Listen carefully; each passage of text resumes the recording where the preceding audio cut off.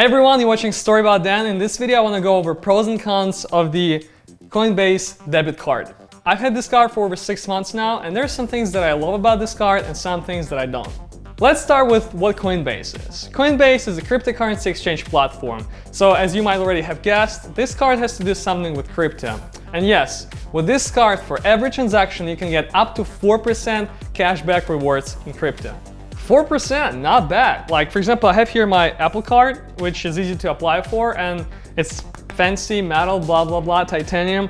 It gives me only 2% cash back if I use my Apple Pay, and only 1% back if I use the card itself. To get Coinbase card, you can simply apply for it in Coinbase app. You go to a pay tab, you click and you order it, and once you get it, you can choose what you want to get rewards in. You can get up to 1% in US dollar, you can get 1% in Ethereum, Polygon, 1.5% in Bitcoin, and 4% in Stellar Lumens. I set mine to get cash back in Stellar Lumens because logically you can make more cash back with this option. What I do is just at the end of every month, I convert it into like Bitcoin, Solana, Ethereum, or just US dollar, and really get just more cash back other than if you would get 1.5% in Bitcoin.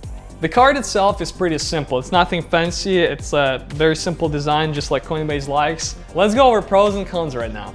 Let's start with the pros. You can make up to 4% cash back. This is even rare for some popular credit cards. Some credit cards can give you like 3% cash back if you purchase at this store and 1% cash back if you buy gas or whatever. This card has no limitations. Anywhere where Visa is accepted, you can buy anything and get your cash back.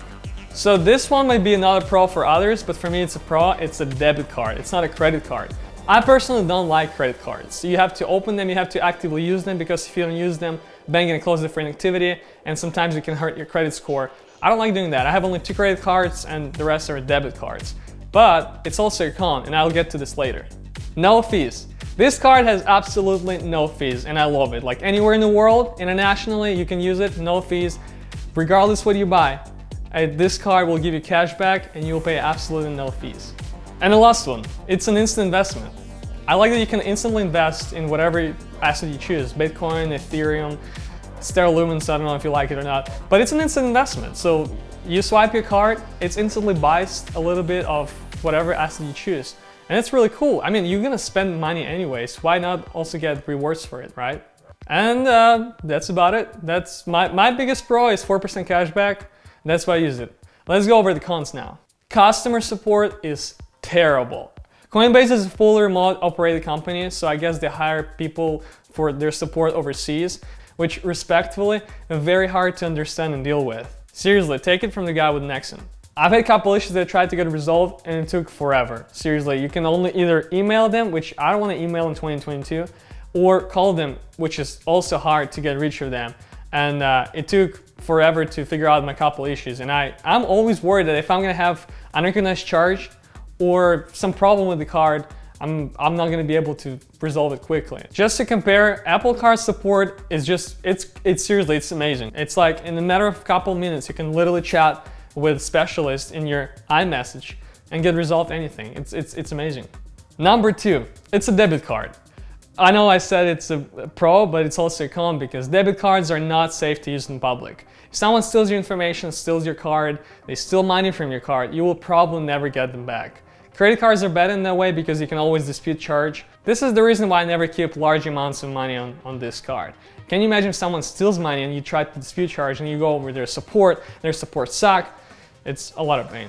Number 3, depositing funds. So it's kind of been weird for me depositing funds into Coinbase card because sometimes they're available instantly and sometimes not. Sometimes it takes up to 7 days for them to be available. So I've been usually depositing over $1,000 and it's like you can never guess if they're gonna be available instantly or not. So it's been kind of weird. I don't know, I didn't really research too much into it, but I guess there's like verify process or something. So they're not available instantly sometimes. If you deposit money, you can never guess if you can use them right away or not. Number 4, 4% cash back is not always available. What? Like seriously, wasn't that the whole purpose of me getting this card? For 4% cash back? So in July of this year, when Bitcoin tumbled, they took away 4% option. There was only 2% in Bitcoin or whatever. I was pissed. I was like, what in the world? And when I got this card, back in February, they were like actively advertising that, hey, up to 4% cash back on their website. It was like big title, up to 4% cash back. Now they took it away. They still show that you can make up to 4% cash back. It's kind of weird. Every month they send you a message, hey, choose your new reward, what do you want to get rewards in.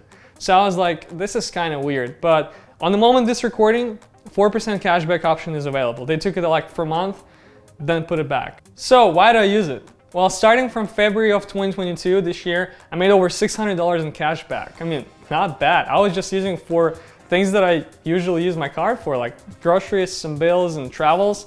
It's been pretty good, but that's worth the pain of poor customer service and weird depositing things and all other stuff that I mentioned? I don't know. Well, I hope this was helpful. I hope you got my position. I tried to stay neutral as possible so you can decide for yourself if you want to get this card or not. And let me know in the comments how much cashback you've made if you already have this card. And thank you so much for watching, and I'll see you in the next video.